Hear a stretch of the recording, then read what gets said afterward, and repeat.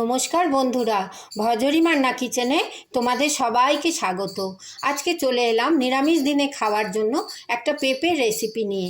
আমার আজকের উপস্থাপনা গোবিন্দভোগ চাল দিয়ে পেঁপের ঘন্ট।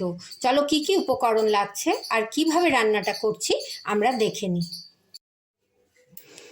পেঁপের ঘন্ট তৈরি করার জন্য এখানে আমি একটু পেঁপেকে কেটে রেখেছি, একটুখানি বড়ির ব্যবহার করব, একটুখানি চালকে আমি গোবিন্দভোগ চালকে একটু ভিজিয়ে রেখেছি, আর এখানে আমি কাঁচা লঙ্কা, আদা বাটা, একটু লেবু রেখেছি আর ধনেপাতা। এই দিয়ে আমি পেঁপের ঘন্টটা রান্না করছি। চলো রান্নাটা শুরু করি। সবার প্রথমে আমি গ্যাসের মধ্যে একটা কড়াই বসিয়ে নিয়েছি, তাতে একটু সর্ষের তেল দিয়ে দিয়েছি। আমি সর্ষের তেল দিয়ে রান্নাটা করব। আমি যে বড়িটা ব্যবহার করব সেই বড়িটাকে একটু আমি ভেজে নিচ্ছি। প্রথমে বড়িটা লাল লাল করে ভেজে নিচ্ছি। পেঁপের আমরা নানা রকম করি, ডাল দিয়ে পেঁপে করি, পেঁপের তরকারি করি। আজকে আমি গোবিন্দভোগ চাল দিয়ে, বড়ি দিয়ে, নিরামিষভাবে আদা দিয়ে সব দিয়ে একটা প্রিপারেশন করে তোমাদের সঙ্গে শেয়ার করছি। এটা তোমরা রুটি, পরোটা, ভাত সবই খেতে তোমাদের ভালো লাগবে। দেখো বড়িগুলো একটু লাল লাল হয়ে গেছে। আমি বড়িগুলোকে গ্যাস থেকে তুলে নিচ্ছি।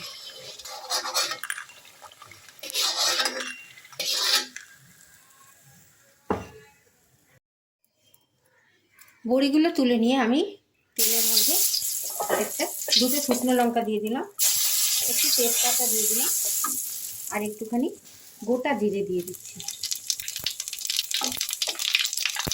গ্যাসের ফ্লেমটাকে এই সময় খুব কমিয়ে দিয়েছি। এরপরে আমি কেটে রাখা পেঁপে ছোটো ছোটো করে কেটে রাখা পেঁপে আমি দিয়ে দিলাম, একটু ভালো করে ভেজে নেব। এই সময় গ্যাসের ফ্লেমটা আবার বাড়িয়ে দিলাম।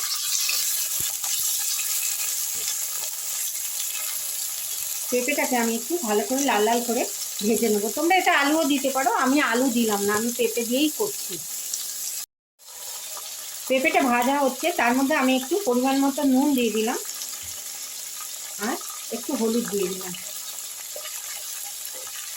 এই পেঁপেটাকে আমি খুব ভালো করে ভাজা ভাজা করছি।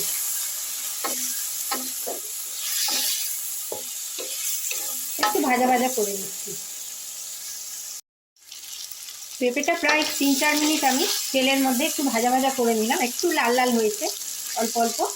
এই সময় আমি আদা বাটা দিয়ে দিলাম, আদা বাটা দিয়ে দিলাম আর কাঁচা লঙ্কাগুলোও দিয়ে দিলাম। আদা কাঁচা লঙ্কা দিয়ে আমি পেঁপেটা আর একটু ভাজা ভাজা করবো। 2-3 মিনিট আদার সঙ্গে পেঁপেটাকে ভেজে নিচ্ছি। প্রায় 2 মিনিট আমি আদা আর পেঁপেকে ভেজে নিয়েছি ভালো করে ফোড়নের সঙ্গে। এবার আমি যে ভিজিয়ে রাখা গোবিন্দভোগ চালটা এর উপরে দিয়ে দিচ্ছি। ভালো করে ধুয়ে নিয়েছিলাম, সেই চালটা আমি এর মধ্যে দিয়ে নিচ্ছি। এটাকে আমি চালের সঙ্গে ভেজে নিলাম, পেঁপের সঙ্গে এই চালটাকে এবার আমি ভেজে নেব। গোবিন্দভোগ চালের একটা সুগন্ধ হয়, দেখো তেলের মধ্যে যখন ভাজছি একটা গন্ধ থাকছে। এটাকেও আমি প্রায় 2 মিনিট মতো ভেজে নিচ্ছি পেঁপের সঙ্গে। প্রায় 2 মিনিট আমি পেঁপের সঙ্গে চালটাকে কষে নিয়েছি। দেখো চালটা একটু একটু লাল হয়েছে, পেঁপেটাও হয়েছে। এই পর্যায়ে আমি এর মধ্যে একটুখানি ধনের গুঁড়ো দিয়ে দিচ্ছি, একটু জিরের গুঁড়ো দিলাম আর একটুখানি কাশ্মীরি লঙ্কা গুঁড়ো দিলাম আর কাঁচা লঙ্কা তো কেটে দিয়েছি। ঝালটা তোমরা পরিমাণ মতো দিও। এটাকেও একটু কষে নিচ্ছি 2 মিনিট। আরও 2 মিনিট আমি মশলাগুলো সব একসঙ্গে কষে নিলাম। এই পর্যায়ে আমি একটুখানি জল দিয়ে দিলাম পেঁপেটা সেদ্ধ করার জন্য। পরিমাণ মতো জল দিয়ে দিলাম, পেঁপেটা যাতে খুব ভালো করে সেদ্ধ হয়ে যায়, তার সঙ্গে চালটাও যেন সেদ্ধ হয়ে যায়, খুব সুসিদ্ধ হয়ে যাবে। আমি এটাকে একটু জল দিয়ে ফুটিয়ে নিচ্ছি। প্রায় 3-4 মিনিট পেঁপেটা ফুটে গেল চালের সঙ্গে। দেখো চালগুলোও বেশ বড় বড় হয়েছে, পেঁপেটাও নরম হয়ে গেছে। পেঁপেটা একটু দেখে নিই,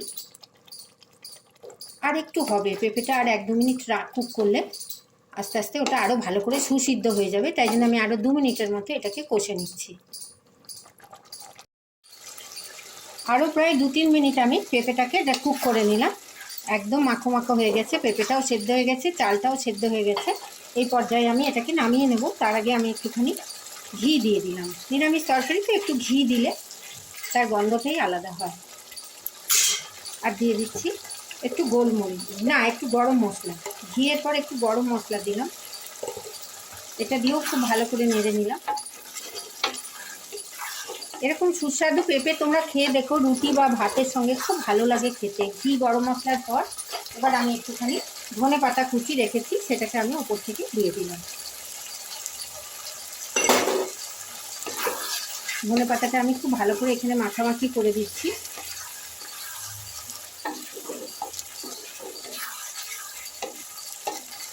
আমার রান্নাটা প্রায় শেষ পর্যায়ে, সমস্ত উপকরণ প্রায় দেওয়া হয়ে গেছে। একটা ঘিয়ের সঙ্গে একটা গোবিন্দভোগ চালের দারুণ গন্ধ বেরোচ্ছে। এবার আমি ওপর থেকে যে বড়িটা ভেজে রেখেছিলাম ওইটাকে দিয়ে দিচ্ছি। এই পর্যায়ে আমি গ্যাসের ফ্লেমটাকে বন্ধ করে দিলাম, দিয়ে বড়িটা একটু দিয়ে নাড়াচাড়া করে নিচ্ছি। খুব লোভনীয় হয় খেতে, তোমরা একবার এরকমভাবে ঘরে পেঁপে বানিয়ে খেয়ে দেখো। বড়িটা দিয়ে দিলাম, গ্যাসের ফ্লেমটা আমি বন্ধ করে দিয়েছি। এবার সব শেষে আমি কিন্তু এই রান্নাটায় টমেটো ইউজ করিনি, তোমরা ইচ্ছে করলে টমেটো ইউজ করতে পারো। আমি দিয়ে দিচ্ছি একটু লেবুর রস। অনবদ্য খেতে হয় এইভাবে, একটুখানি লেবুর রস দিয়ে নামিয়ে গ্যাসটাকে বন্ধ করে লেবুর রসটা দিয়ে দেবে, তাহলে তেতো হবে না। এইভাবে আমি লেবুর রস দিয়ে একদম ফাইনালি এটাকে রেডি করে নিলাম। এবার এটাকে আমি স্ট্যান্ডিং টাইম 5 মিনিট রেখে একটা বাটিতে ঢেলে নিচ্ছি। তৈরি হয়ে গেল আমার দুর্দান্ত স্বাদের পেঁপের ঘন্ট। গোবিন্দভোগ চাল দিয়ে, বড়ি দিয়ে, ধনেপাতা সব কিছু দিয়ে নিরামিষভাবে পেঁপের ঘন্ট করে তোমাদের সঙ্গে শেয়ার করলাম। যদি আমার রান্নাটা তোমাদের ভালো লাগে, অনেক লাইক, শেয়ার, কমেন্ট করো, সাবস্ক্রাইব করে বেল আইকন প্রেস করো, যাতে আমার সমস্ত রান্নার ভিডিও তোমরা সবার আগে দেখতে পাও। কোন বন্ধু কোথা থেকে দেখছো জানিও। সবাই খুব ভালো থেকো, সুস্থ থেকো, সাবধানে থেকো। আর নিরামিষ দিনে খাওয়ার জন্য, লুচি পরোটা বা ভাতের সঙ্গে খাওয়ার জন্য এরকম পেঁপের ঘন্ট করে তোমরা দেখো কীরকম হয়। ধন্যবাদ।